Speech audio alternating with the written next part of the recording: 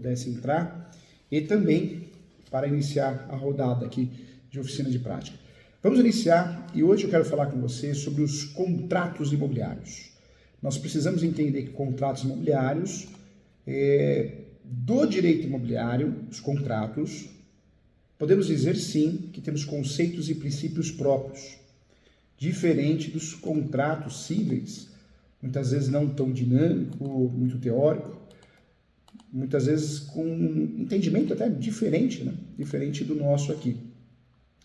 Quando eu falo de contratos imobiliários, o que eu quero trazer para você? Os contratos imobiliários, por mais que bebemos da mesma fonte do direito civil, porque direito imobiliário é um ramo do direito civil, porém possui conceitos e princípios próprios, né? Essa é a realidade. Quando eu falo de contratos imobiliários, o que a gente precisa levar em mente? Os contratos imobiliários, muitas vezes o que nós enxergamos lá no direito imobiliário é diferente do que enxergamos aqui no direito civil e vice-versa. Direito civil, muitas vezes, ele é muito teórico. E o direito imobiliário, os negócios, o mercado imobiliário é muito prático, é ou não é? Direito imobiliário, muitas vezes, nós falamos a mesma língua do cartório de imóveis, né? Do registrador.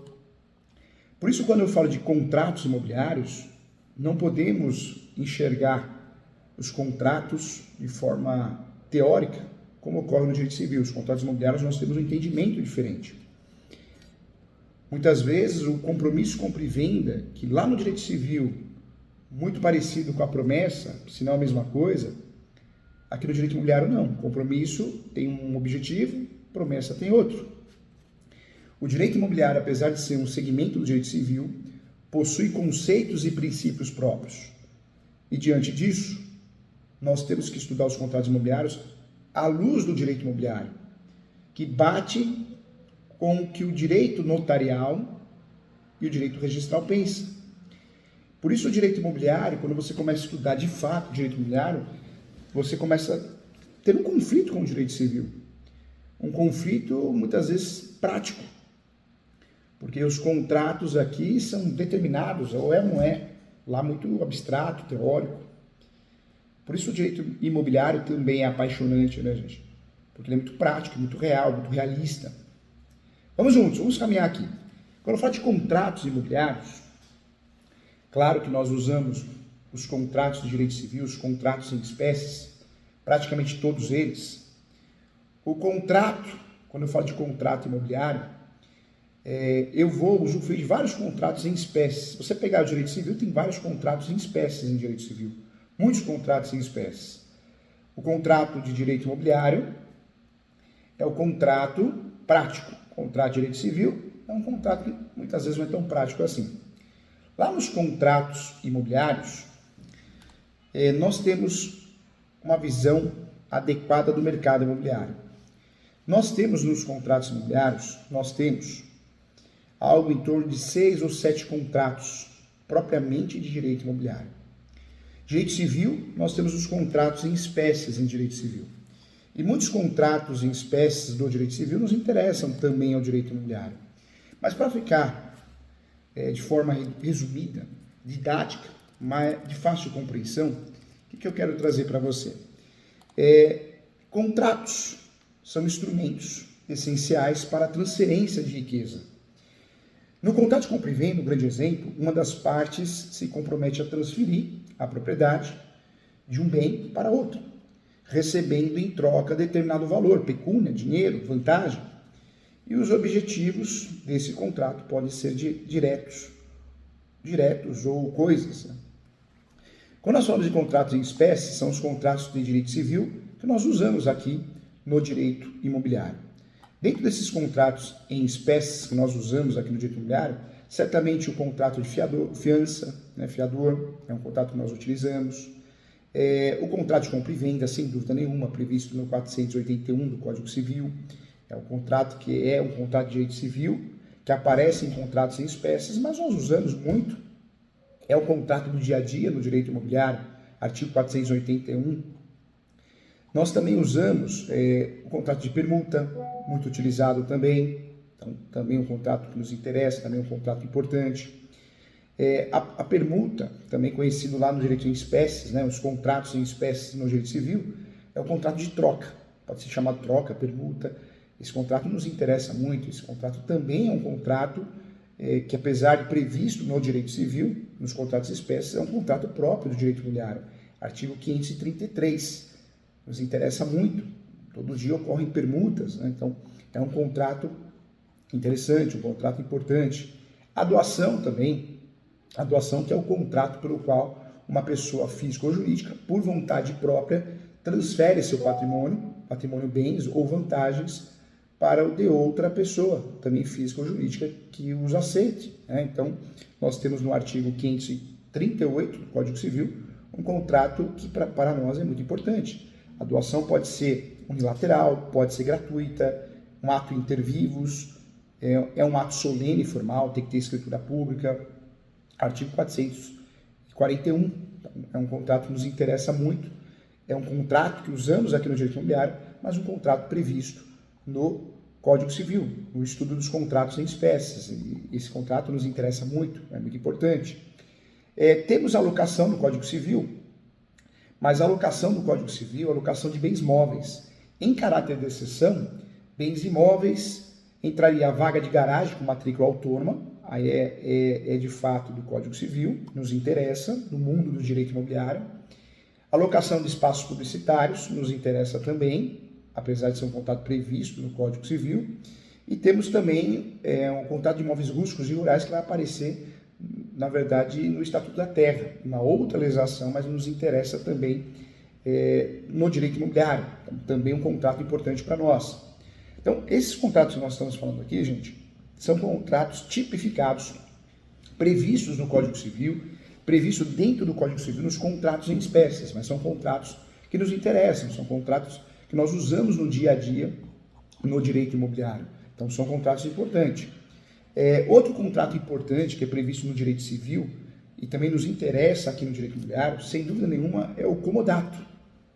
O comodato é o contrato pelo qual entrega coisa, imóvel ou imóvel, infungível, ao comodatário de forma gratuita e temporariamente para finalidade de uso e gozo. O comodato ele opera a transferência da posse da coisa e não a propriedade, razão pela qual o comodatário é titular de uma simples posse precária. O contrato comodato é um contrato de empréstimo gratuito. Se é pago, não é comodato, é locação. Então é um contrato que nos interessa também, um contrato importante também. Outro contrato que nos interessa também, dentro dos estudos de direito imobiliário, é o contrato de prestação de serviço. No direito imobiliário é comum a prestação de serviço de um pedreiro, uma empreiteira, um corretor. Tudo bem que nós temos o contrato de corretagem, que é o contrato mais utilizado na relação corretor de imóveis e cliente, mas o contrato de prestação de serviço também é importante, também é necessário o seu estudo, que aparece ali no 601. Então veja que nós temos vários contratos previstos no Código Civil que nos interessam ao direito imobiliário. Lembrando que o contrato de empreitada também está fugindo do contrato de prestação de serviço, a empreitada tem um contrato próprio que nos interessa também. Também é um contrato importante. São contratos previstos no Código Civil, tipificados nos contratos em espécies, mas são contratos que nos interessam. O próprio contrato de depósito, artigo 627, também um contrato tipicamente de direito civil, mas é um contrato que nos interessa e muito, não é pouco não, né? Então é um contrato importante. Então, nos interessa. O mandato, não é mandado, hein? Mandado é ordem, mandato de procuração, que é o contrato pelo qual uma pessoa se obriga, o mandatário, gratuitamente ou não, mediante remuneração, à prática de um ato em nome ou por conta de outra pessoa, o mandante, né, de quem recebeu o encargo. Esse contrato nos interessa muito também, um contrato muito importante, estudado no direito civil, tipificado no direito civil, mas é um contrato que nos interessa. Aí vem o subestabelecimento, é um contrato muito importante, é um contrato necessário. Quando nós falamos desses contratos, todos eles são importantes aqui no direito imobiliário. São importantes, são necessários para que a gente possa, de fato, conseguir, né, fazer as transações imobiliárias, as transações do dia a dia. Outro contrato que a gente não poderia deixar de falar é o contrato de seguro. O contrato de seguro também previsto no Código Civil, também é um contrato importante aqui para nós no direito imobiliário. O contrato de seguro é o contrato pelo qual o segurador se obriga, mediante o pagamento do prêmio, a garantir interesse legítimo do segurado, relativo à pessoa ou à coisa contra riscos, né, pré-determinados. Esse contrato é previsto no artigo 757. Esse contrato é um contrato do dia a dia. Hoje tem seguro de tudo, né, gente? Tem seguro até de parte do corpo, não é só seguro de vida, do bem material, mas temos vários seguros diferentes, até responsabilidade civil. Um contrato, nós temos, dentro dessa relação seguritária, nós temos a apólice, que é um instrumento que consubstancia, né, e descreve os limites da incidência do seguro pactuado, artigo 760. Então, é um contrato também que usamos no dia a dia, é um contrato muito importante, um contrato também necessário. Então, também um contrato estudado em contratos em espécies, mas um contrato que nos interessa muito. Mais um contrato que nos interessa muito aqui no direito imobiliário, mais um contrato de direito civil, que você acha com facilidade no direito civil, é o contrato de fiança, né? Não dá para fugir desse contrato. O contrato de fiança, ele tem a sua base legal. Podemos definir que a fiança como negócio jurídico por meio do qual o fiador garante satisfazer ao credor uma obrigação assumida pelo devedor, e caso não seja cumprida, a fiança vai pagar, né, quitar essa dívida. Esse contrato é previsto no 818.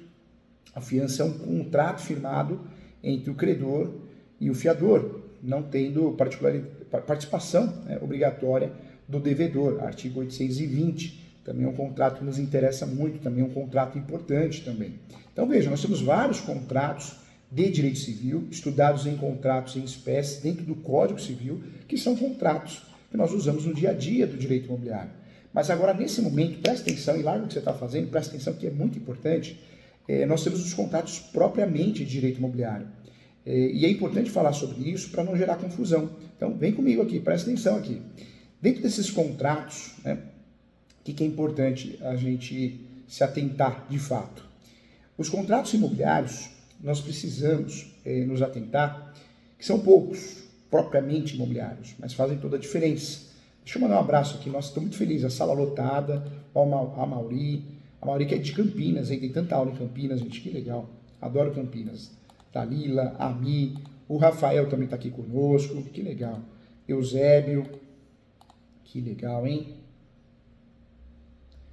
O Ami, quanto cobrar para acompanhamento total de compra e venda? Normalmente é contratado para fazer o due diligence, né? Então você faz o due diligence, que é a solicitação da certidão de propriedade atualizada, a certidão do nome dos compradores e vendedores, distribuidor civil e distribuidor criminal, da esfera estadual e esfera federal. É cobrado o valor de 3 até 5 salários mínimos, tá?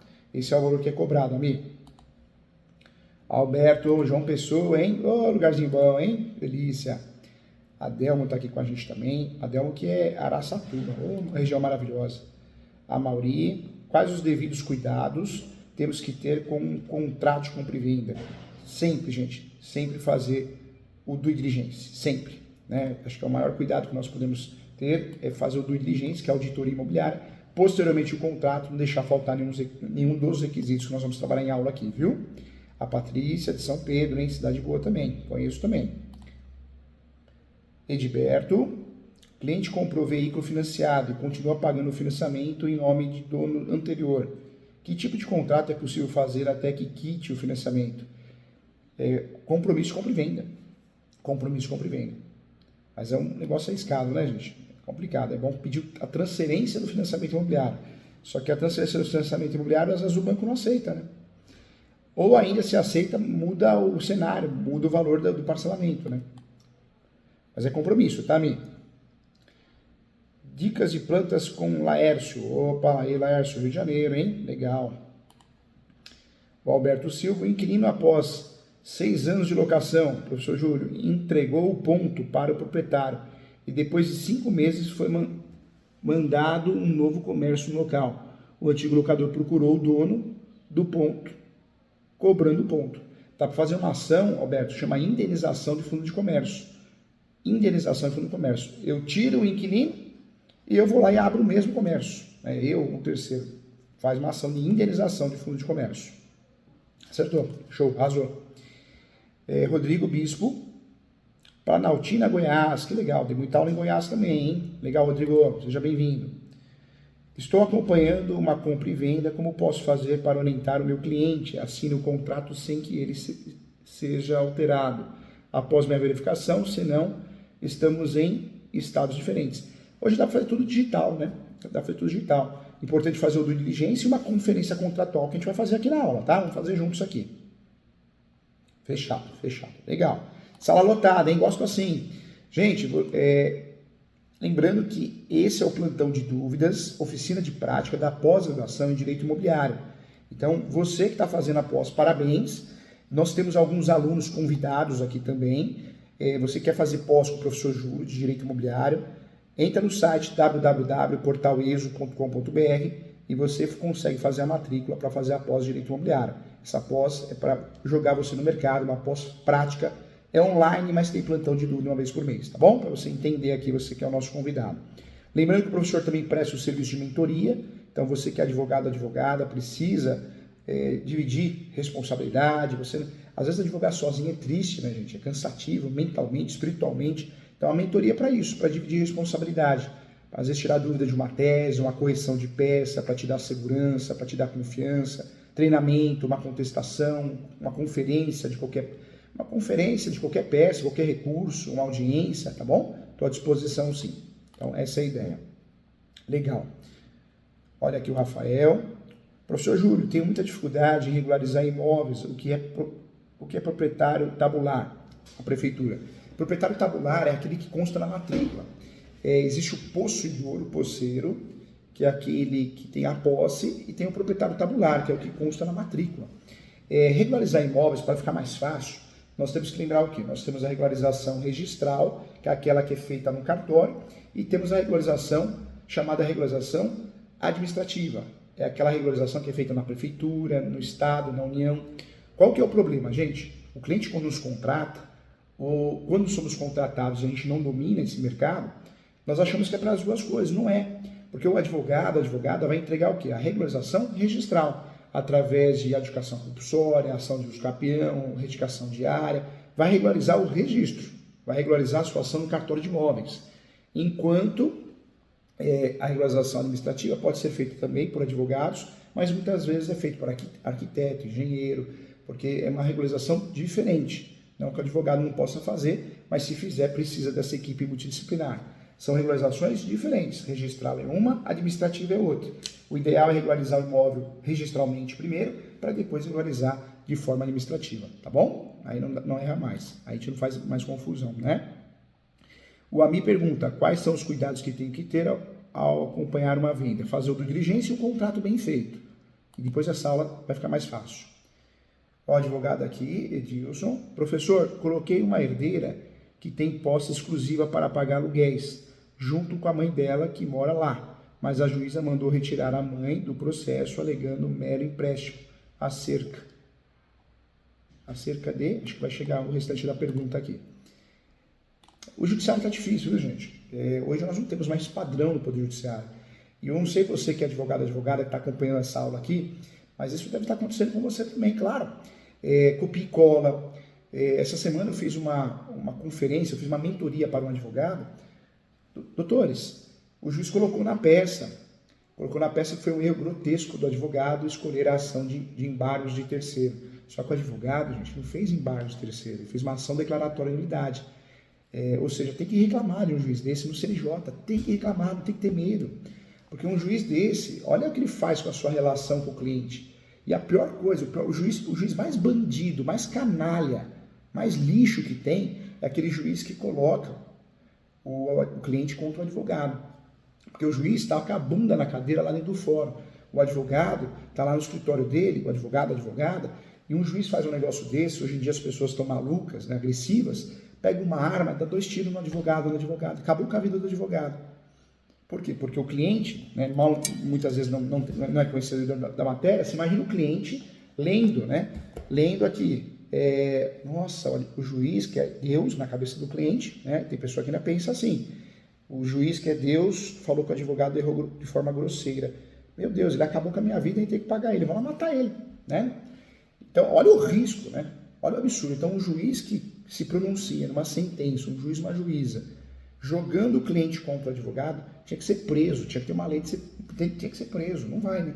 Não vai, inclusive, vocês sabem muito bem que um juiz, uma juíza, quando perde o cargo, ele tem a chamada aposentadoria compulsória, ou seja, ele recebe integralmente o seu salário. Desculpa, para mim não é punição isso, para mim é ganhar na loteria. E agora tem uma lei, né, tá no Congresso, que quer aumentar o Poder Judiciário a cada 5 anos, 5%. Ou seja, eles querem aumento. Tudo bem, todo mundo merece aumento. Não estou discutindo isso. Precisa ter aumento, todo mundo precisa ter aumento para a gente conseguir viver, né? Pagar as contas, porque tudo aumenta. Mas o judiciário sempre é preocupado com o aumento, mas nunca com a qualidade de prestação de serviço. Tinha que bater ponto, o juiz tinha que bater ponto, na minha opinião. E um sistema bom, hein? Para evitar fraude, hein? Senão vai acontecer igual o médico faz imposto de saúde, vai o colega com silicone de dedo.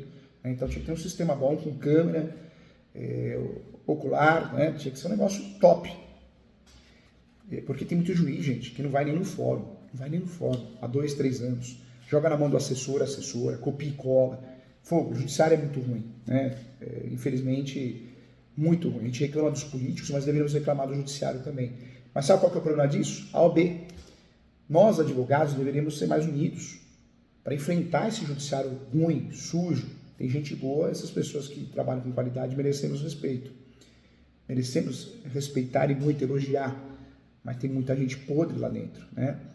Tem corrupção, tem muita sujeira, má vontade, pouco caso, e a gente teríamos que fazer alguma coisa. Mas, infelizmente, a OAB, né, por isso hoje o professor se desligou da OAB, porque eu percebo que a OAB é só politicagem, me faz me rir, né? Vamos fazer uma palestra aqui, ai que lindo, mundo de Bob, mas não é a briga pela advocacia, na minha opinião, tá, gente? Na minha humilde opinião. Então, hoje não quero mais nada com a OAB, inclusive palestras da OAB hoje, se eu vou dar palestra da OAB é porque eu gosto muito do aquele aluno, aquela aluna, então eu vou por eles, né, pelos advogadas, mas hoje, se eu vejo que é uma palestra só para usar meu nome, para ganhar nome, para a OAB fazer pose, eu não vou mais, porque eu acho que o que a OAB faz é muito pouco pelo advogado, é muito pouco, é muito fraco. O professor que é palestrante constantemente do Cresce, eu vejo que o Cresce faz muito mais pelo corretor do que a OAB pelo advogado. O Cresce tem uma fiscalização implacável, gente. Você vai me desculpar, mas tem uma fiscalização implacável contra aqueles que não têm a inscrição no Cresce. O Cresce tem palestras já há muitos anos, formações. O Cresce faz um curso de perito gratuito, não gasta nada, ele se torna perito. Coisa que eu não vejo na OAB. As palestras na OAB, normalmente é amigo do rei. Você vai ver muitas vezes a pessoa nem preparada para dar palestra é. É assustador, né? Então, a OAB é uma opinião minha, mas é uma instituição que está em descrédito cada vez mais. É uma instituição que hoje, quem fala, eu sou da comissão da OAB, não causa mais impacto nenhum. Pelo contrário, gera até uma dúvida por parte do cliente. Será que é bom mesmo? Porque se está encostado na OAB ali, deve ser preguiçosa esse advogado. É o que eu já ouvi de clientes, que eu já ouvi de alunos. Então, hoje você precisa pensar muito bem se você quer fazer parte de uma comissão da OAB, porque isso, em vez de te ajudar a alavancar a sua carreira, vai gerar descrédito. É uma realidade, né? Complicado. Olha a situação que a OAB chegou, né? Vamos lá. Olha só mais uma pergunta aqui. Para quem compra no programa do governo um imóvel, ela pode alugar? Pode alugar. Está na lei do inquilinato. Está na lei do inquilinato. Pode alugar, pode ser o locador, o proprietário ou o possuidor. O Amauri, professor, grato pelas informações, vou ter que sair, pois tenho um cliente para atender. Então vai lá, vai ganhar din-din. Mas depois assiste, hein? Depois assiste. Vamos lá, gente, ó, vem comigo aqui. Então nós temos, olha só, nós temos esses contratos que eu falei aqui, são os contratos, os chamados contratos em espécies, né? Os contratos em espécies de direito civil. No direito imobiliário, quais são os contratos focados no direito imobiliário? Tanto é que tem nome, né? Tipicamente de direito imobiliário. Então nós temos o primeiro contrato preliminar, que é o contrato para fechar negócios. O grande objetivo do contrato preliminar é esse, fechar negócios, né? Esse é o objetivo do contrato preliminar. Eu uso o contrato preliminar para fechar negócio, para amarrar o negócio. É um contrato simples, ele vai ter uma folha, mas é um contrato que vai fazer a diferença, chamado contrato preliminar. O corretor, o advogado, a advogada, a imobiliária, deveria sempre, né, usar o contrato preliminar, porque eu posso incluir nesse contrato preliminar uma cláusula de proteção à comissão, aos honorários do corretor. Eu posso e devo incluir. Depois do contrato preliminar, gente, eu também posso usufruir, isso também é importante, de um segundo contrato. Nós temos que ter em mente que a transação imobiliária funciona assim. Primeiro, contrato preliminar, ok? Segundo, depois do contrato preliminar, nós vamos fazer o segundo contrato, é o chamado contrato de cessão de posse, se o imóvel for irregular. Se o imóvel, a transação é de um imóvel totalmente irregular, o segundo contrato que eu vou fazer, gente, é o chamado contrato, isso é importante, hein? O segundo contrato que eu vou fazer é o chamado contrato de escritura pública. A transação imobiliária feita através de escritura pública. Eu quero lembrar a todos aqui que a transação imobiliária ela é composta de 3 fases. Recolhimento do ITBI, ok? Depois do recolhimento do ITBI, lavrar a escritura pública, ok? Lavrar a escritura pública. E depois, por último, eu vou fazer o registro no cartório de imóveis. Por isso eu gasto 3 vezes mesmo, são 3 gastos diferentes. ITBI é tributo, escritura pública eu vou gastar com tabelão de notas, e o registro eu vou gastar com cartório de imóveis, o registrador, ok? São 3 gastos diferentes, né, gente? 3 gastos diferentes. Quando eu falo de escritura pública, tabelão de notas. Tabelão de notas vai lavrar a escritura pública. Registrador vai registrar, não faça confusão. Toda transação imobiliária regular é o caminho das pedras. Em uma transação imobiliária irregular, diferente, o caminho da pedra é outro, né? A transação imobiliária irregular, o caminho da pedra é outro. Eu vou fazer a cessão de direitos possessórios. Então, são caminhos diferentes, né? São caminhos diferentes. Então, nós temos aqui, gente, nesse cenário, nós temos os contratos imobiliários.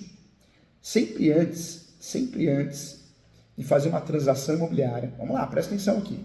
Sempre antes de fazer uma transação imobiliária, o ideal é fazer o due diligence.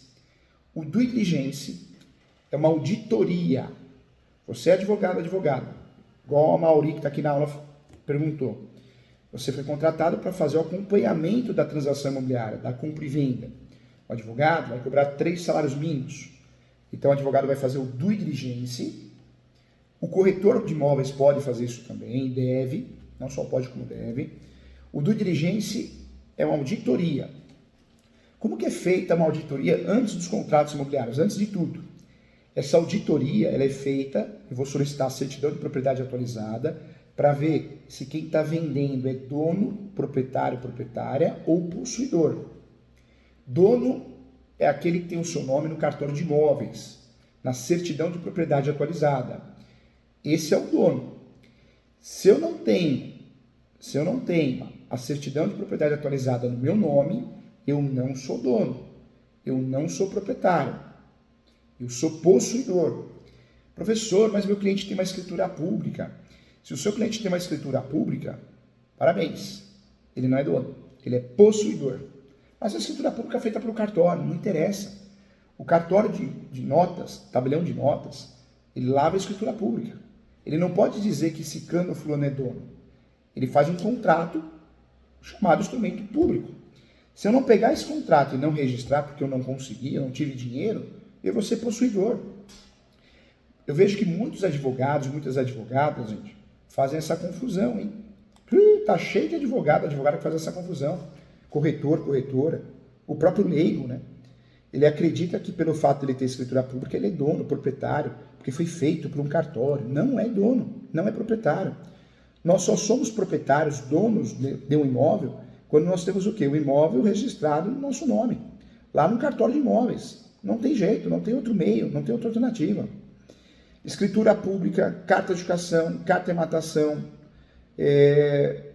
contrato de gaveta, ou seja, qualquer documento que eu tenha que não seja meu nome no cartório de imóveis, eu sou possuidor. Eu não sou proprietário, eu sou simplesmente unicamente possuidor. Essa é a realidade da vida, né? Eu só sou dono quando eu tenho a propriedade no meu nome, ok? Então não pode mais estar dúvida, hein? Então sempre praticar o due diligence, sempre. Essa é a primeira regra. Vai fazer um negócio? Contrato preliminar. Quero lembrar a todos que o contrato preliminar pode ser assinado antes do due diligence. Então a imobiliária, o corretor, o advogado pede para assinar o due diligence, assina o contrato preliminar, pede para assinar o contrato preliminar, assina o contrato preliminar, assinou? Legal, então agora eu vou atrás da auditoria imobiliária. Coloca nesse contrato preliminar uma isenção de multa. Se realmente aparecer alguma informação, alguma ação, alguma coisa, pede a isenção de multa. Ponto final. Né? A isenção de multa. Esse contrato preliminar pode ser chamado de pré-contrato, contrato facultativo. Ele é para amarrar o negócio, ele é para fechar o negócio. Depois do due diligence, aí eu vou entender qual que é o segundo contrato. Se a transação imobiliária que eu estou fazendo é de posse, então o segundo contrato será de cessão de direitos possessórios e afins, ok? Cessão de direitos possessórios e afins é o contrato que eu compro e vendo posse. Eu compro um imóvel irregular através de cessão de direitos possessórios e afins. É um contrato que pouco advogada sabe que existe, pouco advogada faz. Muitos advogadas, corretoras imobiliárias fazem o contrato errado, hein? Tudo é compra e venda está errado. Eu não posso fazer um contrato de compra e venda se eu estou comprando um imóvel irregular. Não é compra e venda. Se eu comprar um imóvel irregular e eu faço o contrato de compra e venda, eu estou prejudicando o meu cliente, tanto o vendedor quanto o comprador. Se eu faço o contrato correto, que é o contrato de cessão de direitos possessórios, eu ajudo o comprador a regularizar com mais facilidade e ajudo o vendedor a não assumir responsabilidade que não seja dele. Quando eu faço uma cessão de direitos possessórios e afins, é um contrato que eu estou permitindo o comprador regularizar o imóvel com mais facilidade. Porque o comprador, ele de fato, ele vai conseguir regularizar esse imóvel com mais facilidade, porque ele consegue fazer os capião. Lembra aquela história que eu já contei? Dá para fazer os capião com um dia de posse, professor Júlio? Dá. Dá para fazer os capião com um dia de posse. Basta usar a tese da soma da posse. Ou seja, eu faço os capião no meu nome com a sua posse. 10 anos, 15 anos, 5 anos. Aí eu com um dia de posse, um mês, um ano, faço os capião no meu nome. Não se faz os capião em nome de terceiro, hein? O que eu vejo por aí é muito advogado orientando errado o seu cliente. Ah, você está comprando posse? Faz os capião no nome dele. A hora que ele passar para o nome dele, ele transfere para o seu. Tá, espera sentado. O ser humano do jeito que está, agressivo, ganancioso, a hora que sair os capião no nome dele, ele vai falar, eu quero uma atualização de 200 mil, 300 mil, ou não quero mais. Ou vai que ele morre. Os herdeiros não vão saber dessa história. Os herdeiros vão pedir a sua desocupação. O seu cliente vai perder a posse. Não faz isso. Os capião não se faz em nome de terceiro. Você comprou a posse, então faz o seu nome os capião, usando a tese de soma de posse. Então, a compra e venda de imóvel irregular, estamos falando de cessão de direitos possessórios e afins, é um contrato propriamente de direito imobiliário. É o contrato que eu compro a posse e vendo a posse. Não é crime, não tem nada irregular e é muito utilizado no Brasil, ok? Então é importante. Então, a transação imobiliária, o correto é fazer o contrato preliminar, contrato de 2 folhas, simples, faço o due diligence, deu certo a transação, é posse, cessão de direitos possessórios? Não, é compra e venda imóvel irregular, regularizado. Então, já vou partir para a escritura pública de compra e venda. Feita a escritura pública de compra e venda, eu consigo registrar para o meu nome. Esse é o caminho das pedras da transação imobiliária, correta, regular. Recolhimento em TBI, lavrar a escritura pública, registro. É o caminho das pedras, ok? Transação irregular, de imóvel irregular, contrato preliminar, due diligence, cessão de direitos possessórios. Vamos lá. Os contratos imobiliários de verdade. Já falei aqui que nós usamos muitos contratos em espécies do direito civil. Já falei aqui. Mas os contratos imobiliários de verdade, propriamente dito, são contrato preliminar, que pode ser chamado de pré-contrato, contrato facultativo, tanto faz. É o contrato para fechar negócio. Depois do due diligence, normalmente depois, vamos para o contrato principal. Segundo contrato, compra e venda. Artigo 108 do Código Civil, toda transação imobiliária acima de 30 salários mínimos tem que ser feita por escritura pública, hein? Cuidado, ok? Escritura pública. Fiz a escritura pública, registrei, agora sou dono. Escritura pública não me faz ser dono. Compra e venda, acima de 30 salários mínimos, artigo 108.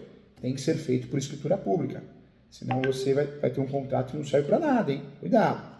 Quando eu falo do contrato de compra e venda, previsto no artigo 481 do Código Civil, pelo contrato de compra e venda, um dos contratantes se obriga a transferir o domínio. Domínio quer dizer registro, propriedade, a propriedade, de certa coisa móvel ou imóvel a outro que lhe pagar, né, o preço certo, justo, em dinheiro à vista, compra e venda à vista. Então, pagar em dinheiro, se presume à vista. A característica desse contrato, ele é bilateral, sinalagmático, ou seja, a compra e venda gera obrigações recíprocas. Um contratante deve entregar a coisa e o outro deve pagar o preço. Esse contrato é consensual, né? Então ninguém é obrigado a nada. As duas partes podem discutir, compradores e vendedores, cláusulas contratuais. Esse contrato sempre é oneroso, pode ser comutativo, né? O comutativo quer dizer o quê? Que, em regra, porque as prestações são certas, as partes podem entrever vantagens e sacrifícios, né? Um sacrifício de pagar, outra vantagem de receber. Isso aparece no 458, artigo 458 do Código Civil e 489, e não solene, né? Salvo o artigo 108, toda transação imobiliária acima de 30 salários mínimos tem que ser feita por escritura pública. Então, essa é a regra, tá? Existem, sim, limitações na compra e venda. Várias limitações. A primeira que eu falo é a venda de ascendentes a descendentes. Então, o artigo 496, ele esclarece muito bem. A finalidade da vedação é evitar as simulações fraudulentas, doações inoficiosas, disfarçadas de compra e venda. Então, existe uma proibição da venda de ascendentes a descendentes. Isso é um impeditivo, uma limitação à compra e venda. Também existe uma limitação de aquisição de bens por pessoas que devam zelar pelo interesse do devedor. Isso aparece no 497, que nega a legitimação a certas pessoas encarregadas de zelar pelo interesse dos vendedores, tutela, curatela, administrador de bens, né, administrador de uma falência, empregado público, juiz. Né? Eu sou juiz, mas eu vou ficar com esse imóvel, eu gostei muito do imóvel. Não pode, né? O condômino também é uma limitação, né? Então existe, o condômino não pode alienar a sua parte em divisa a estranho, se outro consorte a quiser, tanto por tanto, né? O chamado direito de preferência, artigo 404, e também outra limitação na compra e venda também é a venda da coisa de pessoa casada, né? Um cônjuge, qualquer que seja o seu regime, exceto no de separação absoluta, só estará legitimado alienar, hipotecar ou gravar ônus reais os bens imóveis depois de obter autorização do outro, ou o chamado suprimento judicial de seu consentimento. Tá? Isso aparece no artigo 1647, 1648 também. Na Constituição Federal temos aí a fundamentação no 226, parágrafo 5º da Constituição Federal, artigo 226. Outra limitação também é a compra e venda entre pessoas casadas, o artigo 499, retificando, 499, considera-se lista a compra e venda entre cônjuges em relação a bens excluídos da comunhão, também importante, né? E algumas regras importantes no contrato de compra e venda, as despesas com a escrituração e a tradição. O artigo 490, ele esclarece muito bem que no silêncio do contrato, o comprador acerca as despesas da escritura e registro, e o vendedor aquelas necessárias à tradição. Então, o 490 ele esclarece muito bem que no silêncio do contrato omisso, o comprador arca, é o comprador que vai arcar com as despesas, salvo se o contrato estipular algo ao contrário. Também é importante, né, o risco da coisa perecer, né, ou se danificar, também é uma regra importante da compra e venda. Isso nós temos um estudo 492, antes do vendedor entregar a coisa, ele é o dono, e os riscos são seus, né? Exceto se o comprador estiver em mora. Isso aparece no 492, também importante. Mais um ponto importante, mais uma regra importante do contrato de compra e venda é a exceção, né? A exceção do contrato não cumprido. Também é importante, isso aparece no 995 e 477. O artigo 477 prevê uma garantia de execução da obrigação a prazo. Assim, quando as obrigações não forem simultâneas, a parte que tiver que cumprir primeiro o contrato pode se recusar a fazê-lo ou exigir garantia quando se torne previsível o descumprimento da contraprestação. Isso é importante, contraprestação pela outra parte. O artigo 495, por sua vez, ele grava que nas compras e vendas a prazo, se antes da tradição o comprador cair em insolvência, poderá o vendedor sobrestar a entrega da coisa até que o comprador lhe dê a caução de pagar no tempo ajustado. A norma do artigo 495 é mais rigorosa do que a regra geral do artigo 477, pois ela fala em diminuição do patrimônio, ao passo que é aquele que exige a insolvência, Então também é um ponto importante.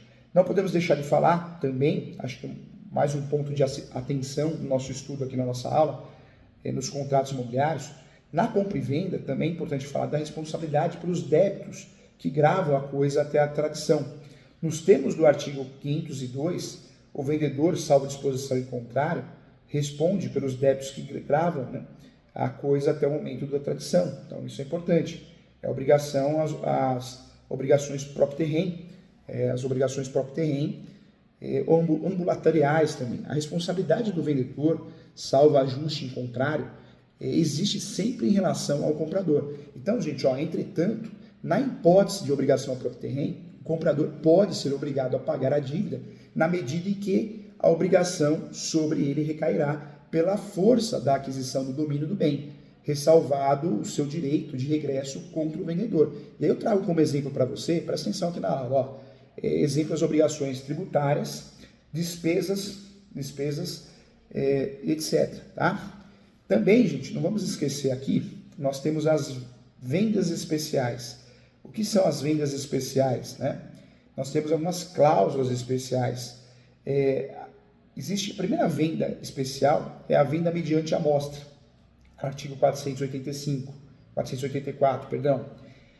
A venda ad mensuram, também uma venda especial, artigo 500. Venda ad corpus, artigo 500. Então, são vendas especiais, tá? E existem as cláusulas especiais, os adjetos especiais. Retrovenda, eu coloco uma cláusula no contrato de compra e venda, artigo 505, que você é obrigado a vender para mim em até 3 anos, se eu quiser comprar de volta, Então, é a chamada retrovenda. Existe venda a contento, a sujeita à prova, artigo 509 e 512. Eu compro, mas se eu perceber que é diferente do que você me vendeu, eu comprei com base em drone, fotos, imagens, eu não gostei. Então, eu posso voltar atrás. Uma venda sob suspensão. Existe a venda de preempção e preferência, 513 e 520. É o direito de preferência. Existe direito de preferência na lei e o direito de preferência pode ser pactuado. Existe a venda com reserva de domínio, 521 e 528.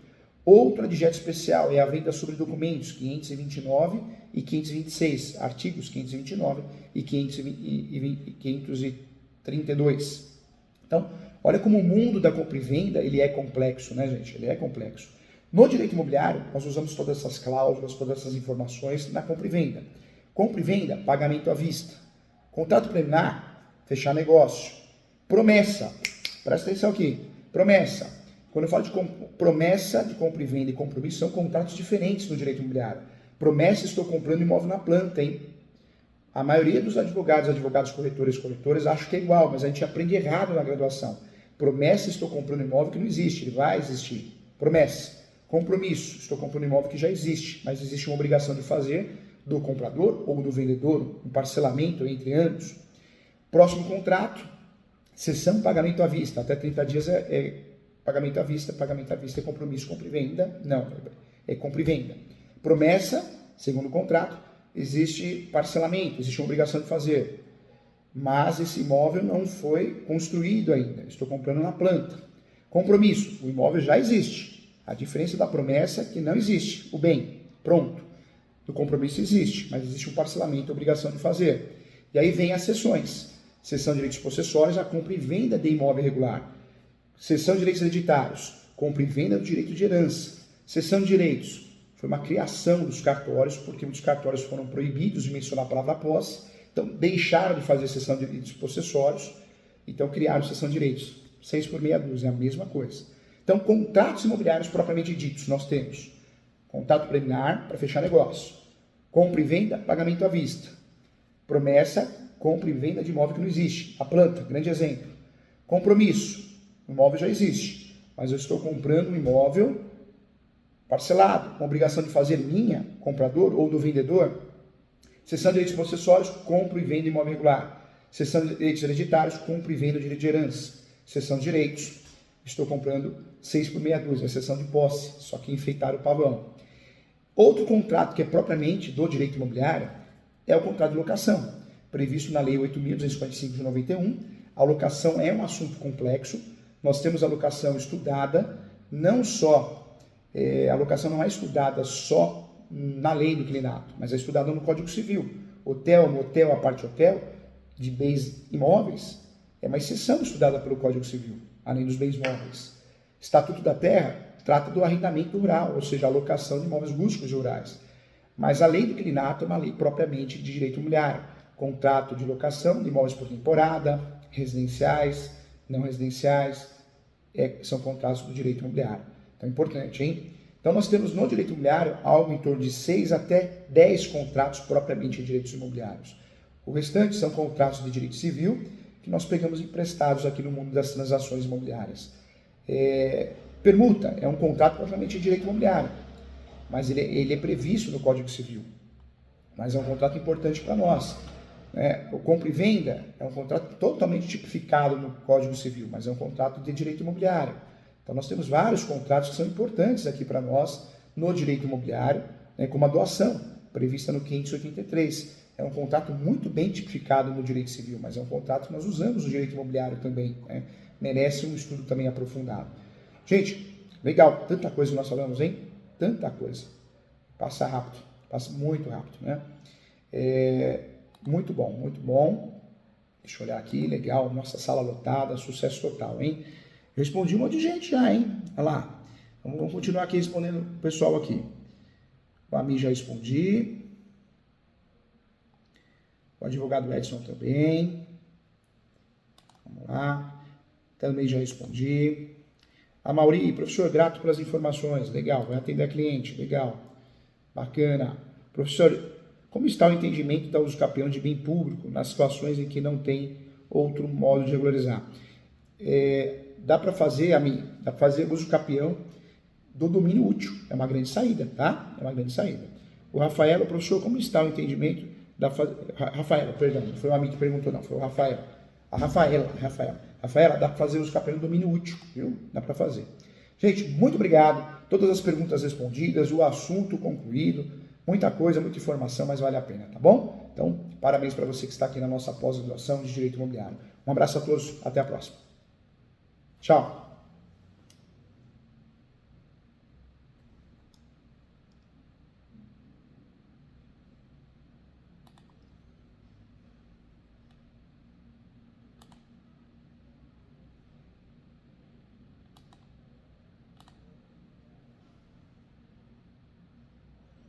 Legal, gente. Muito obrigado. Mais um curso aqui com muito carinho. Muito obrigado e até mais.